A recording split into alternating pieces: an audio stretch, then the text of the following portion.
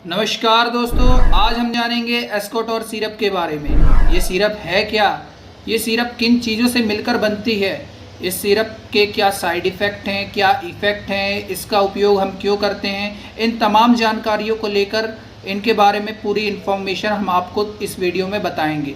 अगर आप चैनल में नए आए हैं तो चैनल को सब्सक्राइब कर लीजिए और बेल आइकन को प्रेस कर लीजिए ताकि ऐसी वीडियो भविष्य में आपको और मिल सकें। तो चलिए आपका ज़्यादा टाइम वेस्ट न करते हुए हम वीडियो को स्टार्ट करते हैं। मित्रों, ये एस्कोटोर सिरप है जो आपकी स्क्रीन में दिख रही होगी। ये एस्कोटोर सिरप दोस्तों एल्डर फार्मा कंपनी के द्वारा मैन्युफैक्चर की जाती है। बात करें इसमें अगर कंटेंट की तो यह डेक्स्ट्रोमेथोर्फिन, हाइड्रोब्रोमाइड एंड क्लोरोफेरामिन से मिलकर बनी हुई होती है। इस सिरप का उपयोग हम सूखी खांसी में किया करते हैं। चलिए इसके साइड इफ़ेक्ट्स के बारे में जानते हैं। इसके साइड इफ़ेक्ट्स में नंबर 1 में वॉमिटिंग हो सकती है। ये इसके कुछ खास साइड इफ़ेक्ट्स हैं। कैसी लगी आपको ये जानकारी? Do like on the comment section.